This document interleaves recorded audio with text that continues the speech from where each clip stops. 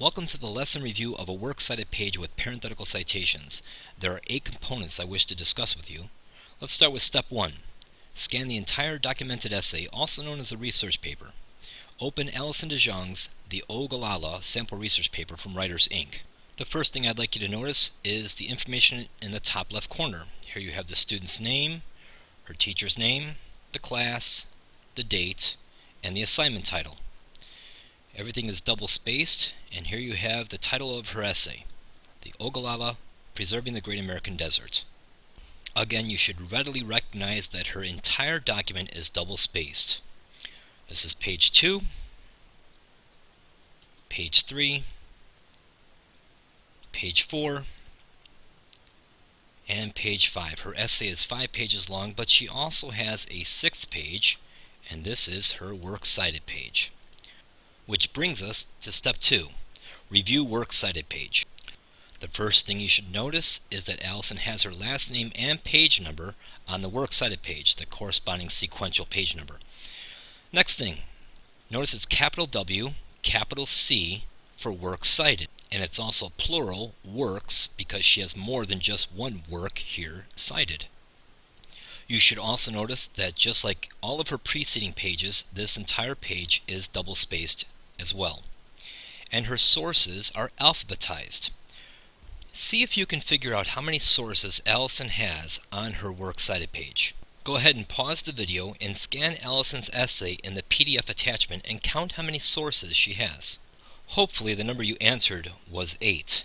You have 1 here, 2, 3, 4, 5, 6, 7, 8. Alison used 8 sources to complete her essay. Okay, so we reviewed the works cited page. Let's move on to step 3.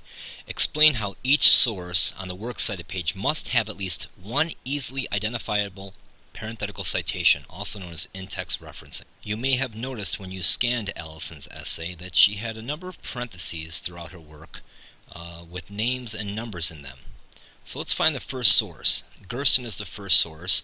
I know because I've reviewed this document many times that Gersten's located on page 5. It says right here, Gersten and Mosley. And you'll see it's Jan Gersten and Lynn Mosley are the authors of her first source.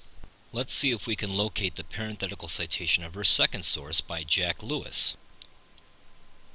This parenthetical citation is located on page 2. And you'll see here on page 2 at the bottom, Lewis has a parenthetical citation. And this is true for all of Alison's sources. Every one of her sources will have a parenthetical citation. For example, Virginia McGuire and Jennifer Sharp are located on page 3. Here on page 3, you see the parenthetical citation McGuire and Sharp right at the top. And as a final example, we'll even look at her last source by Erla Zwingli. Zwingli can be found on DeJong's 4th page, right there, Zwingli 103.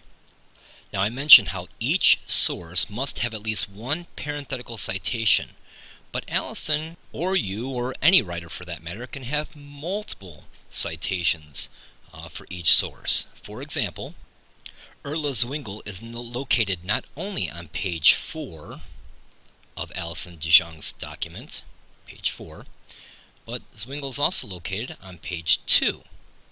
So you see DeJong page 2, and she's got Zwingli 85, as well as Zwingli 83. Okay, I think we accomplished the 3 most difficult steps of this lesson. Let's move on to the 4th.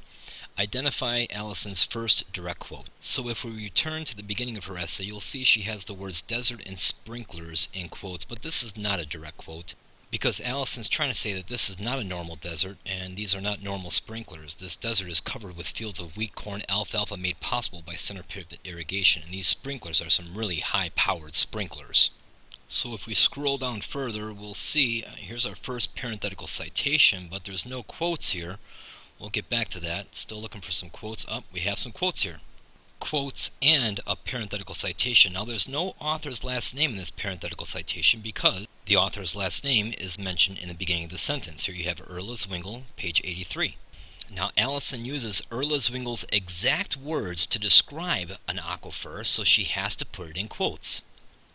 As Erla Zwingli puts it, an aquifer such as the Ogallala is like a gigantic underground sponge. Okay, so we're halfway done. On to step 5. Identify first parenthetical citation and explain the type. We've already located our first parenthetical citation. It's right above our first direct quote. But why are there no quotes, and where is the author's last name?